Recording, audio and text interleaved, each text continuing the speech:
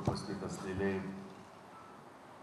आमच्या महानगरपालिकेचे विरोधी पक्षनेते सन्माननीय कविराजाजी, मुंबई काँग्रेसचे ज्येष्ठ जनरल सेक्रेटरी कार्यालय प्रमुख सन्माननीय संदेश कोंडविलकर, मुंबई काँग्रेसचे आमचे सहकोषाध्यक्ष सन्माननीय अतुल बर्वेजी, माझे इतर सर्व सहकारी आणि पत्रकार बंधू आणि नेमक्या 2 भगिनी, 3-4 भगिनी आहेत, 4 भगिनी. एक अतिशय महत्त्वाच्या आणि सेन्सिटिव्ह विषयांबद्दल मी आपल्याजवळ बोलणार आहे. अर्थात प्रथम मी सर्व मराठीमध्ये सांगणार आहे आणि मग आपल्याला हिंदीमध्ये मी संबोधित करेन.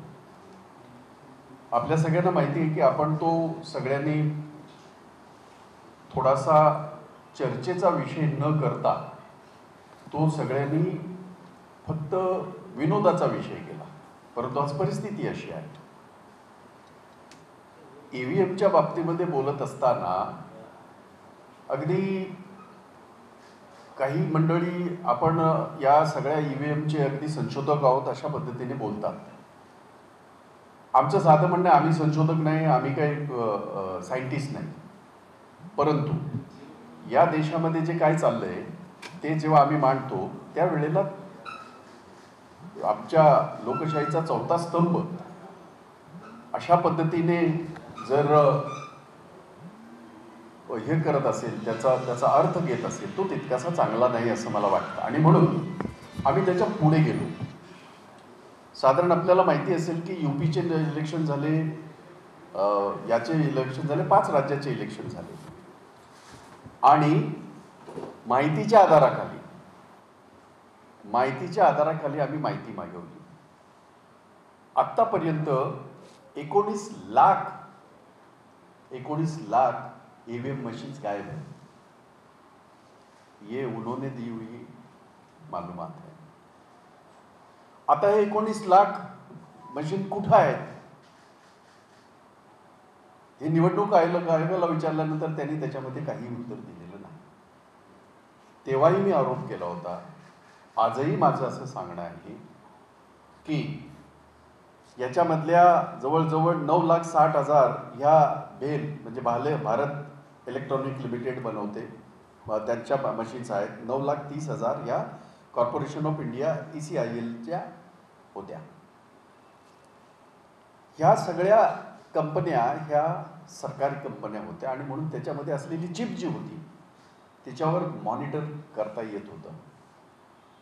आत्ताच्या EVM मशीनमध्ये बसवली जाणारी चिप ही कुठून तयार होते ह्याची जर आपण माहिती घेतली तर आपल्या लक्षात येईल की ही भेलमधून तयार होत नाही किंवा ती आणखीन कुठेतरी तयार. मी आज त्याच्यावर काही कमेंट करणार नाही, कारण मला बघायचं आहे की ते मीडिया काय चालवते आणि त्याच्यानंतर मी परत पत्रकार परिषद घेईन.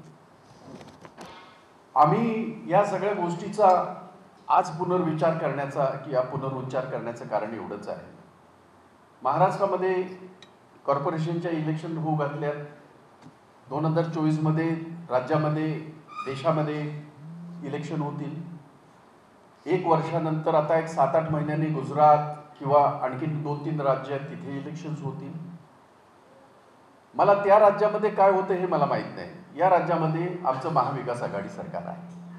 मी आमच्या सरकारला मुख्यमंत्र्यांना पत्र लिहिलंय, उपमुख्यमंत्र्यांना पत्र लिहिलंय. काँग्रेसचे आमचे नेते आदरणीय बाळासाहेब थोरातांना पत्र लिहिलंय, अशोकराव चव्हाणांना, माजी मुख्यमंत्र्यांना मी पत्र लिहिलंय आणि त्यांना विनंती केली की ह्या EVMच्या बाबतीमध्ये जो काही संभ्रम आहे, चुकीचा असेल बरोबर असेल आपण नंतर बघू, परंतु महाराष्ट्रातल्या सगळ्या निवडणुका या बॅलॉट पेपरवर आपण घ्या. कुठेतरी हे येऊ द्या सत्य लोकांसमोर की काय चाललंय, किंवा आमचे सुद्धा डोळे उघडू द्या जर ते अयोग्य असेल तर. ज्या माध्यमातून या देशाच्या 140 कोटी जनतेमध्ये मला हा पुन्हा उच्चार करावा लागेल. UPमध्ये आपण सगळे पत्रकार जाऊन आलेला आहात, माझे अनेक मित्र सुद्धा आहेत.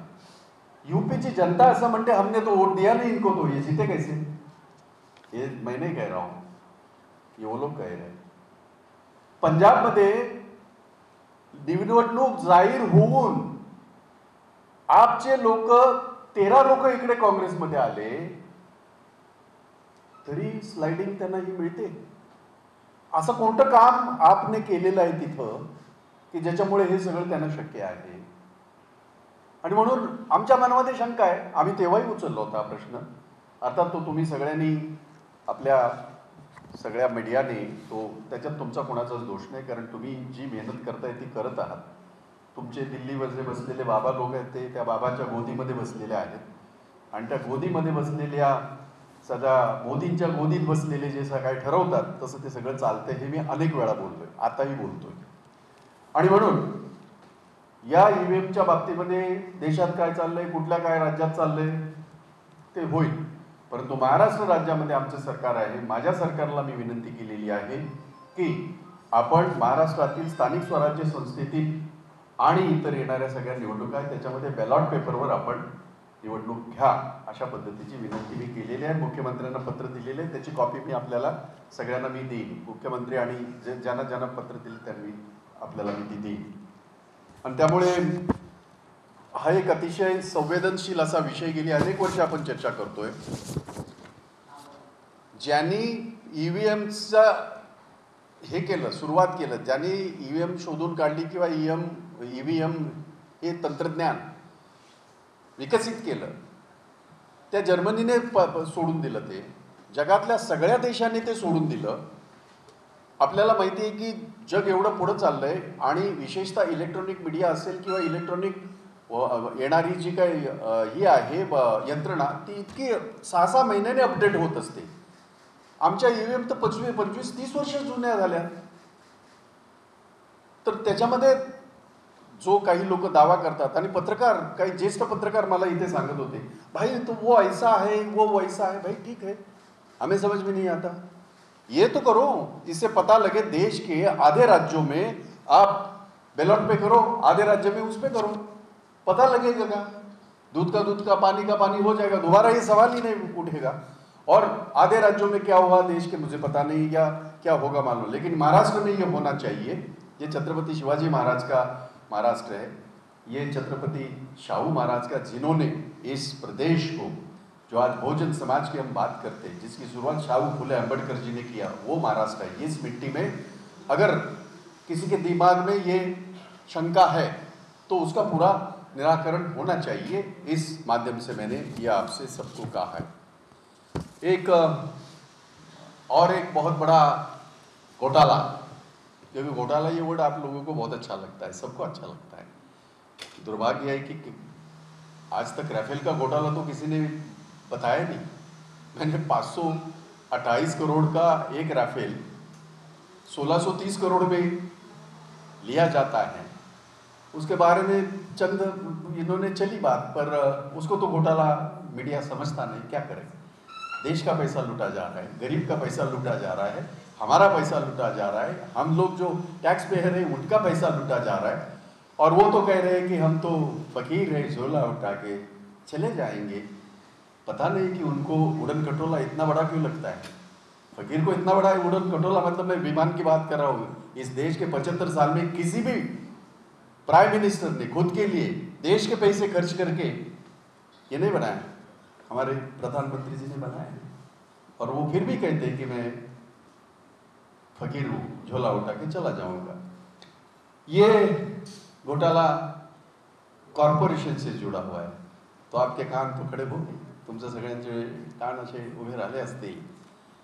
आणि हा घोटाळा आहे STP प्लांट जे काय मुंबईमध्ये गेली 10 वर्ष, ज्याच्यावर खूप हायकोर्टाने याच्यावर खूप ताशेरे ओढले होते. सुप्रीम कोर्टाने, हायकोर्टाने तर हे पैसे भरतात पेनल्टीचे, त्याचे कोट्यावधी रुपये पेनल्टी भरतात महानगरपालिका.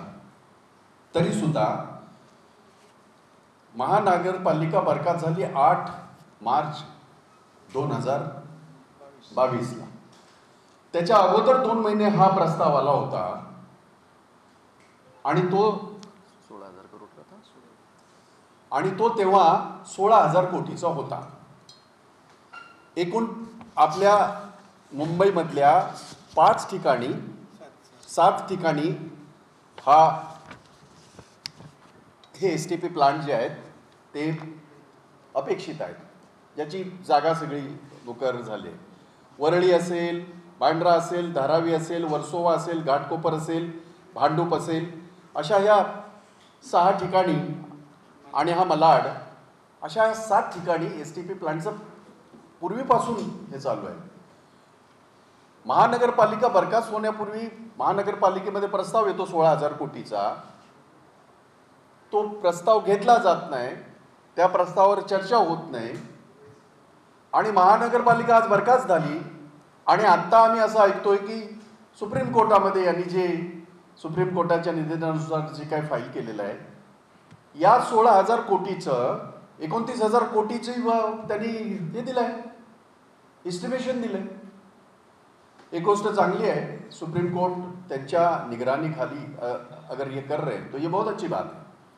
बट इन्होंने जो उन्हें दिया है, जो भी मालूमात दिया है, वो बेसिकली झूठ के आधार पे है. 2-4 महीने पहले 16,000 करोड़ का बस 2-4 महीने में 29,000 करोड़ होता है. तो ये बहुत बड़ा घोटाला कॉरपोरेशन में हो रहा है.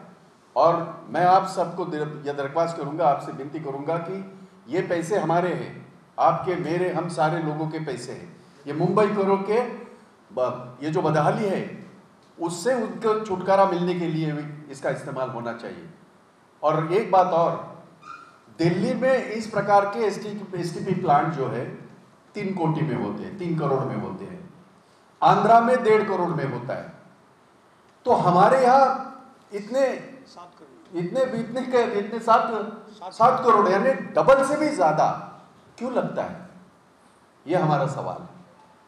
और इसलिए सुप्रीम कोर्ट ने जो उनके निगरानी में जो काम किए, तो मेरी मांग ये है सुप्रीम कोर्ट ने ये जितने भी टेंडर हुए हैं उसकी स्क्रूटिनी करनी चाहिए. उसके लिए सुप्रीम कोर्ट के निर्देशन में एक कमेटी हो जाए, नियुक्त की जाए और सुप्रीम कोर्ट इसको मॉनिटर करे और जो सही है वो लोगों के सामने, देश के लोगों के सामने लाए. तो ये एक बहुत बड़ा पैशाची लूट सर्वसामान्यांची आणि आमच्या मुंबईकरांची होते, जी आम्ही अजिबात खपून घेणार नाही. त्याच्या विरोधामध्ये जे जे काय करावं लागेल ते आम्ही सगळे करणार आहोत. मुंबई काँग्रेसचा अध्यक्ष म्हणून सुद्धा आणि माझे सगळे सहकारी, माझे विरोधी पक्ष नेते यांनी जेव्हा हा प्रस्ताव आला त्यावेळेला विरोध केला होता. असे अनेक प्रस्ताव आहेत त्यांनी विरोध केलेला आहे, कारण आम्ही विरोधी पक्षात आहोत. आम्ही कधी अयोग्य गोष्टींना तिथे थारा दिला नाही किंवा सपोर्ट केलेला नाही. एक आणखीन अतिशय संवेदनशील विषय जिसके ऊपर बहुत बड़ी राजनीति हो रही है. आपको पता होगा कि एक फनल जोन जो होता है एयरपोर्ट के इर्द गिर्द, ये सब दुनिया में सब जगह है, ये कोई ऐसा नहीं कि सिर्फ मुंबई में है. पर मुंबई की विडंबना ये है, मुंबई का ये फनल जोन उस वक्त जिस वक्त सेकेंड वर्ल्ड वॉर हुआ, ये जो अंग्रेजों ने इस एयरपोर्ट को बनाया, उस वक्त छोटे छोटे घर थे. उस वक्त FSI ये मुद्दा था ही नहीं. इतना FSI, रॉकेट FSI, ये वो सारा था ही नहीं. तो उस वक्त जो लोग बसे हुए हैं, उस वक्त इक्का दुक्का यहाँ हवाई जहाज आते थे, 5-10 हवाई जहाज आते थे. और आज अगर हम देखें तो इंटरनेशनल T1, T2 जो आप देख रहे हैं, जिसमें दिन में 1025 हवाई जहाज उड़ते हैं, टेक ऑफ करते हैं और ये करते हैं, खास करके वहाँ से निकलते हैं. अब आप अगर देखोगे इसमें प्रभावित जो एरिया है वो फनल रनवे के यहाँ से प्रभावित एरिया है. सांता क्रूज पूर्व और पश्चिम, विलेपार्ले पूर्व और पश्चिम, कुर्ला पूर्व और पश्चिम और घाटकोपर पश्चिम. मैं अगर विधानसभा क्षेत्र की बात करूं तो तकरीबन 4 विधानसभा क्षेत्र इससे प्रभावित हैं. मुझे ताज्जुब इस बात का हुआ, मैंने कल परसों एक न्यूज़पेपर में न्यूज़ पढ़ी, उसमें वहाँ पार्ला के विधायक पराग अलोनी ने कुछ बातें कही और कुछ मीडिया ने, प्रिंट मीडिया ने उनकी बड़ी शाबाशी की, उनकी पीठ थपथपाई है। मुझे पता नहीं कि किस तरह से उन्होंने पीठ थपथपाई की। थपथपाए भले, कोई अच्छा काम करे। ये वही पराग अलोनी है जो वहां का विकास किसी बिल्डर के जरिए करना चाहते हैं। ये मैं आरोप नहीं कर रहा हूँ, ये मीटिंग में हमने कहा है, मैंने भी मीटिंग ली और मैंने कभी भी उस वक्त पॉलिटिकल मीटिंग नहीं की। मैंने ये कहा ये लोगों का मसला है, तो सारे लोग उसमें, हमारे यहाँ कलीना के ये जो है विधायक शिवसेना के संजय पोटनीस वो भी थे, मैं खुद था, आशीष शेलार थे, उनका भी कुछ एरिया उसमें बाधित होता है, और पराग अलोनी भी थे। तो सारे लोग उसमें थे और हमने कोई पार्टी का एजेंडा नहीं वहां चलाया। अब जब ये बात होती है तो मुझे ताज्जुब इस बात का होता है, ये क्षेत्र जो है अगर उसका विकास करना है तो बेसिकली ये पूरी तरह केंद्र के अखत्यारी में आता है, केंद्र के अंडर आता है पूरी तरह। जब तक वो पॉलिसी केंद्र तय नहीं करता तब तक यहां विकास नहीं हो सकता, ये हकीकत है। और केंद्र में 8 साल से इनकी सरकार है। मुझे याद है पिछली सरकार में जब देवेंद्र फडणवीस, मैं फडणवीस कहता हूं हमेशा, बहुत जनों को फंसाया, इन लोगों को भी फंसाया है। उन्होंने एक मीटिंग लिया और उन्होंने कहा केंद्र में भी हम हैं, यहां भी हम हैं, हम निर्णय ले लेंगे। आज तक तो नहीं हुआ। हाँ, उसके बाद महाराष्ट्र विकास सरकार, आघाड़ी की सरकार आई और 2-2.5 साल कोरोना के तहत निकल गए। आप जानते हैं हम सारे उसके खिलाफ लड़ाई लड़ रहे हैं, अभी भी लड़ रहे हैं। लेकिन मैं महाविकास आघाड़ी सरकार का बिल्कुल मैं स्वागत करूंगा और उनको मैं बधाई दूंगा, उनका धन्यवाद भी करूंगा कि उन्होंने एक मीटिंग बुलाई, क्योंकि हम फिजिकली मिल नहीं सकते थे। एक जूम मीटिंग हुई जिसमें ये सारे लोग थे, सारे पार्टी के लोग थे, वहाँ मीटिंग हुई और जो यूडी मिनिस्टर जो हमारे एकनाथ जी शिंदे वो खुद थे और सारे कंसर्न ऑफिसर सारे थे, और उनको ये बताया गया कि जिस तरह से बीडीडी चौल का विकास अब ये हुआ है, दिखाई दे रहा है कि उसमें वो विकास होगा, कुछ डीसी रूल में बदलाव करा के ये कर सकते हैं। तो वो प्रक्रिया अब चल रही है और उसका अंतिम इसमें वो है, उसका सर्कुलेशन भी हुआ है कि क्या सरकार प्रपोज कर सकती है, और उसमें फिर सजेशन, ये ओमिशन और वो बाकी सारे ऑब्जेक्शन तो हो गए, वो प्रक्रिया है।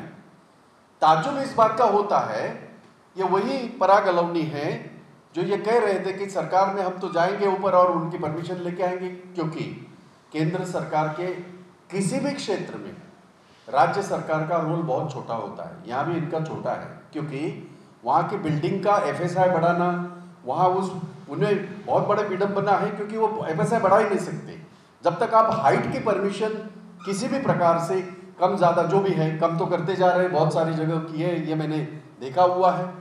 पर अब की बात ये बात है कि केंद्र ने इसके ऊपर अपनी आंखें मूंद के बैठी है, उसके ऊपर कोई निर्णय ले रही है। राज्य शासन का काम उनको FSI ज़्यादा देने का काम, वही प्रक्रिया अब चल रही है। हालांकि वो FSI वो यूज़ नहीं कर सकते। मांग ये है वहाँ के लोगों की, और तकरीबन 8 से 10 लाख लोग प्रभावित है इससे। ऐसा नहीं है कि कोई 200-400 लोगों की ये बात है। और ये सारे लोग ये कह रहे हैं कि उनका जो FSI जो डीसी रूल के मुताबिक मिलना है, जो हम यूटिलाइज करेंगे वो हमें यूटिलाइज करने दो, और बाकी का हमें बाजार मूल्य जो है उसके हिसाब से हमें वो बेचने दो। यही उनकी मांग है, उसके अलावा दूसरी कोई मांग है ही नहीं। क्या ये बात पराग अलोनी को पता नहीं है? क्या वो जो न्यूज़पेपर उनकी बहुत पीठ थपथपा रहे हैं, तारीफ कर रहे हैं, क्या उन्हें पता नहीं है? और इसलिए मैं ये बात आपसे बिल्कुल बताना चाहता हूँ, ये सारे हथकंडे, दोगलेपन के हथकंडे आने वाले कॉरपोरेशन के इलेक्शन को लेके इनके चल रहे हैं। वहाँ की जनता बहुत ही नाराज है। मैं मिलता हूँ उनसे, इनकी जो एक ये कमेटी बैठी है, एक फेडरेशन बना हुआ है बहुत सारे सोसाइटी का, मैं उनसे मिलता हूँ, सबसे मिलते हैं वो। उनका काम है, बेचारों का जब तक काम नहीं होगा तो क्या हालत होगी। कुछ जगह ऐसा है कि 5-5 माले पे जो लोग ये है एजेड है, जो ज्येष्ठ हमारे ये है नागरिक है, वो नीचे सालों साल उतरते नहीं क्योंकि चढ़ नहीं पाएंगे। वो हालत है।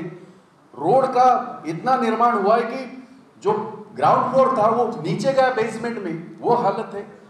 और ये बात कर रहे हैं कि और ये तब तक मुमकिन है जब तक केंद्र सरकार इसके ऊपर कोई धोरणात्मक निर्णय नहीं लेती, तब तक ये मुमकिन नहीं है। तो ये इलेक्शन को मद्देनजर रखते हुए आजकल मैं देख रहा हूं, मैं 1 तारीख को वहां गया था हुतात्मा चौक में। जिंदगी में कभी भी भाजपा का कोई नेता हुतात्मा चौक में कभी भी नहीं आया था। मैंने उस दिन देखा भाजपा के लोग वहां नारे लगा रहे हैं, जय भवानी जय शिवाजी। नारा अच्छा है, हम भी लगाते हैं, लेकिन वहां 107 लोगों ने शहादत दी इस प्रदेश के निर्माण के लिए। वहां जब हम मत्था टेकने जाते हैं तो मुझे भी ताज्जुब हुआ इस तरह का। तो ये इतने नीचली राजनीति करते हैं। भाजपा का वो पहले से ये रहा, वजूद उसी का था, उसी तरह का रहा, और आज भी उस तरह के ये कॉरपोरेशन के इलेक्शन मद्देनजर रखते हुए वो कर रहे। उसका कड़े शब्दों में मैं यहाँ निंदा करता हूँ।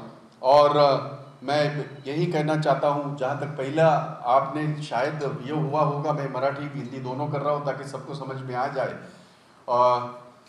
ईवीएम को लेके जो मैंने बातें की, वो आजकल ये हुआ है कि एक फैशन सी हुई है। मीडिया के लोग उसको मजाक समझ के दरकिनार करते हैं। मुझे ताज्जुब इस बात का होता है। मैंने यूपी का उदाहरण दिया, मैंने पंजाब का उदाहरण दिया, मैंने बाकी उदाहरण दिए। तो खैर वहाँ उनके राज्य में क्या हुआ वो तो अभी सब लोगों ने यही किया कि नहीं वहाँ से तो चुन के आते, लोग कह रहे हैं कि हम नहीं चुना, हमने नहीं चुना।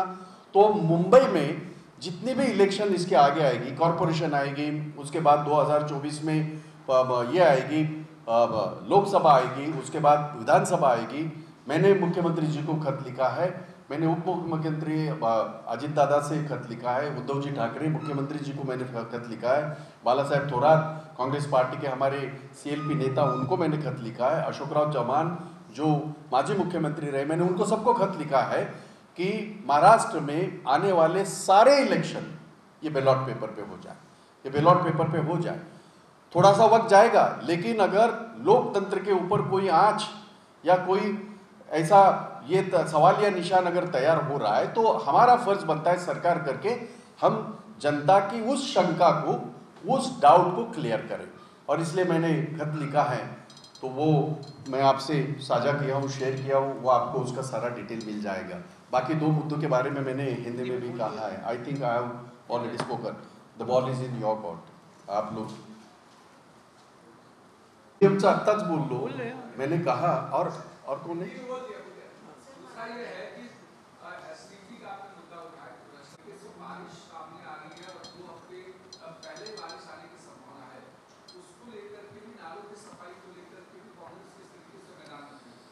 मैं एक आपसे विनती करूं आप सबको, ईवीएम का मुद्दा को आप डाइल्यूट कर रहे हैं, ये मेरा थोड़ा सा आरोप है, माफ़ कीजिएगा। मैं भी आपकी तरह यहाँ बैठता था, मैं 14 साल मैं भी मीडिया में रह चुका हूँ, मुझे पता है। मेरी आपसे हाथ जोड़ के विनती है, मैं अपनी सरकार को विनती कर रहा हूँ, केंद्र को सरकार को विनती करते करते थक गए। तभी से ताज्जुब इस बात का है, ये वही किरीट सोमैया है जो कंधे पे ईवीएम उठा के पूरे देश में घूमता था, आज तो चुपचाप है। ईवीएम तो वही है, और तभी 19 लाख ईवीएम गायब नहीं हुए थे। इस 8 साल में मोदी जी के सरकार में ये गायब हुए हैं। तो ये बहुत बड़ी साजिश इस देश के लोकतंत्र के साथ हो रही है, मेरा आरोप है। और इसलिए उसकी ये होनी चाहिए पूरी तरह। और मैं मेरी सरकार को विनती कर रहा हूं कि भाई आप बैलॉट पे एक कारण दिया जाता है, बहुत टाइम जाता है, जाने दो। इतना बड़ा लोकतंत्र, पूरे विश्व में सबसे बड़ा लोकतंत्र, अगर उस लोकतंत्र के ऊपर इस तरह के सवालिया निशान खड़े होते तो हमारा फर्ज बनता है कि हम उसका हम जवाबदेही है।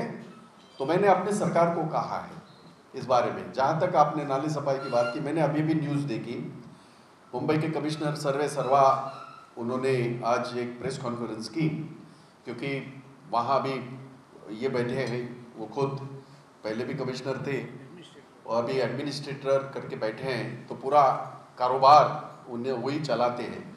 उन्होंने ये कहा कि अभी तक 36% नाले सफाई हुई है। हालांकि आप जानते हैं कि हमेशा की तरह 31 मई तक ये नाले सफाई का इशू चलते रहता है। और आपने ये भी देखा होगा, मैं 14 महीना हुए मैं अध्यक्ष बना, और हमारे पूर्व अध्यक्षों ने भी यही किया, क्योंकि ये खुद तभी भी ये थे विरोधी पक्ष नेता, अभी भी है। तो 31 के बाद जो उनका डिटेल आता है उसको लेके हम खुद इन सारे नालों के ऊपर, जो बड़े बड़े नाले हैं जिससे मुंबई की तुम्बई होती है, मुंबई में हाल बेहाल होता है, हम लोगों ने देखा हुआ है। अगर हम बात करें 26 जुलाई की, और जिस तरह इसका मंजर था और जिस तरह लोगों की जाने गई, तो हम हमेशा, मैंने पिछली बार हमने सारे जितने भी नाले मैंने विजिट किया था, और मैंने तभी दिखा दिया था। उस वक्त प्रेस कॉन्फ्रेंस में ये कहा गया था प्रशासन के माध्यम से 95% माने नाले सफाई हुई, ऐसा दावा किया गया था। हालांकि उस वक्त भी 22 से 25% से ज़्यादा नाले सफाई नहीं हुई थी। हमारे वहाँ वो होने के बाद, आप भी थे, आप में से बहुत सारे लोग हमारे साथ थे भी, हमारी विजिट होने के बाद फिर काम शुरू हो गया और जो भी नाले सफाई हुई, तो ये हकीकत है। तो आपका सवाल जो वो है, अभी तक 36% वो दावा कर रहे हैं। हम जहाँ जहाँ नाले हैं उस डिस्ट्रिक्ट के मेरे अध्यक्ष को, खुद मेरे विरोधी पक्ष नेता और मैं खुद मेरी टीम के साथ मैं बिल्कुल वहाँ जाऊँगा, पर उन्हें एक मौका तो 31 मई तक देना ही पड़ेगा, जो कि हमारे यहाँ एक प्रोसेस है। उस प्रोसेस को, आधी प्रोसेस को मैं अगर कुछ करने जाऊँ तो वो उनके ऊपर अन्याय होगा, और मैं अन्याय नहीं करने वाला। मैं तभी आपको लेके चलूँगा, हम सारे लोग जाकर देखेंगे उस वक्त।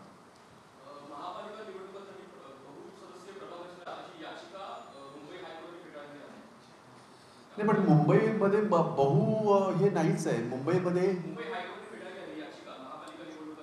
सगळ्या महाराष्ट्रातल्या सगळ्या, मला असं वाटतं की त्याच्यामध्ये एक गोष्ट आपल्याला समजणं गरजेचं आहे। या राज्यामध्ये अ, ब, क, ड अशा पद्धतीच्या अगदी महानगरपालिका ज्या असतील, दर्जाच्या महानगरपालिका असतील, ह्या प्रत्येक पालिकांचं एक वेगळं वैशिष्ट्य आहे।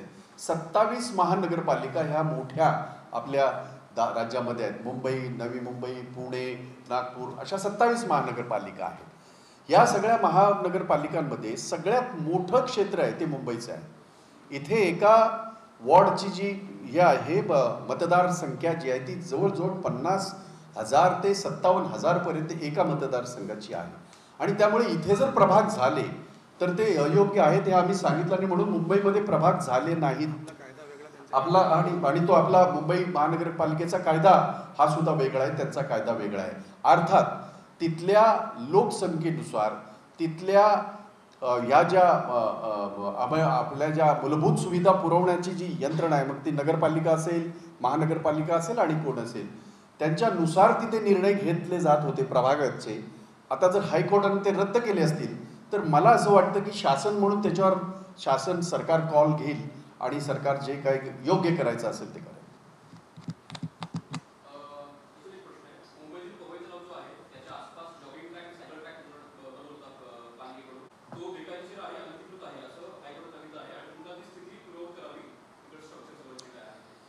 मला असं वाटतं की अशा अनेक गोष्टी असतील की जर त्या अयोग्य असतील आणि ज्या बेकायदेशीर असतील तर नक्कीच त्याच्यावर महानगरपालिकेने तात्काळ हे करायला पाहिजे, कारवाई करून जसं पूर्वी होतं तसं करायला पाहिजे। काही त्यात चुकीचं काहीच नाही।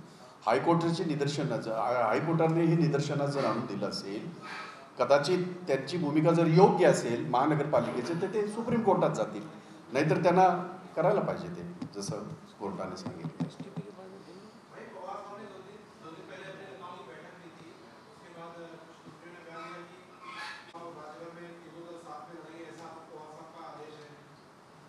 नहीं, ऐसा है कि पवार साहब बहुत ज्येष्ठ है और वो अपनी बात रखते हैं। जहाँ तक मुंबई कांग्रेस का सवाल है, अगर आपने एक बात नोट की होगी, पिछले 14 महीनों में मैंने कभी भी ऐसा नहीं कहा। मैंने हमेशा कहा है कि हम अकेले लड़ेंगे, कांग्रेस अपने बल पे अकेली लड़ेंगी, ये मैंने कहा है। आज भी मैं उस मुद्दे पे कायम हूँ। ये भी मैंने कहा है कि अगर मेरे आला कमान, मेरे ये जो है दिल्ली के हमारा नेतृत्व, अगर ऐसा कोई निर्णय लेते हैं तो वो मेरे लिए बंधनकारक रहेगा। पर मैं इतने महीनों से मैं कह रहा हूँ, मुझे ना कभी इसके बारे में पूछा गया, ना कभी कहा गया। और मैंने ये भी कहा है, मैंने राहुल जी से मिला, मैं मैडम गांधी जी से मिला, और मैंने कहा कि हम क्यों लड़ना चाहते। मैं मेरी जो ये है जस्टिफिकेशन, दलील मैंने रखी है। तो आज मेरा वही स्टैंड है कि हम अकेले लड़ना चाहते हैं। और अगर मेरे आला कमान, मेरे ये जो है केंद्रीय नेतृत्व, वो अगर मुझे कुछ कहता है तो वो तब मैं ऐसे ही प्रेस कॉन्फ्रेंस लूँगा और मैं आपसे बात करूँगा।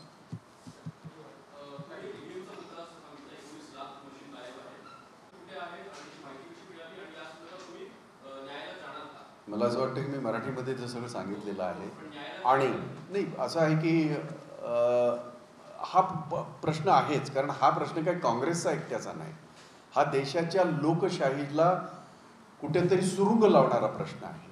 19 लाख मशीन्स गायब होतात हे आरटीआयच्या माहितीमध्ये मिळालेलं आहे, आरोप नाही। आरटीआयच्या माध्यमातून माहिती जेव्हा मागितली त्यावेळेला निवडणूक आयोगाचं हे उत्तर आहे कि हमें पता नहीं कि ये सारी मशीनें गायब वो गायब।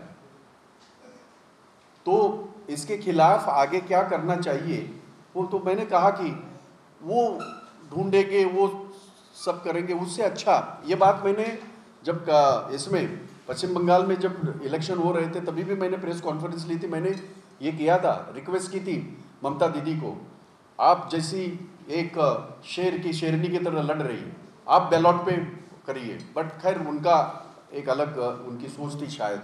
वैसे मैं मेरी सरकार को कह रहा हूँ, महाराष्ट्र में हमारी जो जितने भी इलेक्शन होंगे वो बैलॉट पे होने चाहिए ताकि पता लगे, हकीकत सामने आए। इसके पहले तो हम जो बैलॉट पर तो करते ही थे, पिछले 25 साल से हम ये सारा ये नया जो ये है टेक्नोलॉजी जो लेनी चाहिए, इससे बेहतर टेक्नोलॉजी भी आ सकती है, उसी को लेके हम 30 साल से चल रहे हैं, जो कि मुझे लगता है कि सही नहीं है।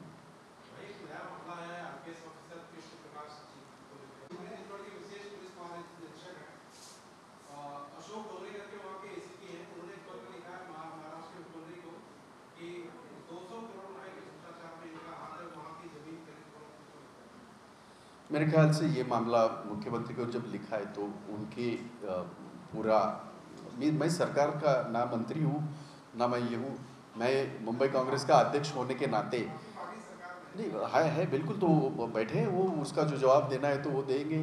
अभी मैं मुझे मुंबई के बारे में जैसे उन्होंने इसका सवाल पूछा, नाले सफाई का पूछा, ईवीएम की मैं बात कर रहा हूँ, हमारा फनल की बात जो मैंने की, जो मुंबई से जुड़ा हुआ सवाल है, तो आप भी जरा कृपा करिए मुंबई से संबंधित बातें हम करें तो बेहतर है। एसटीपी के लिए और ज़्यादा अगर ये है तो ये अच्छी तरह बता सकते हैं क्योंकि ये लड़ रहे थे।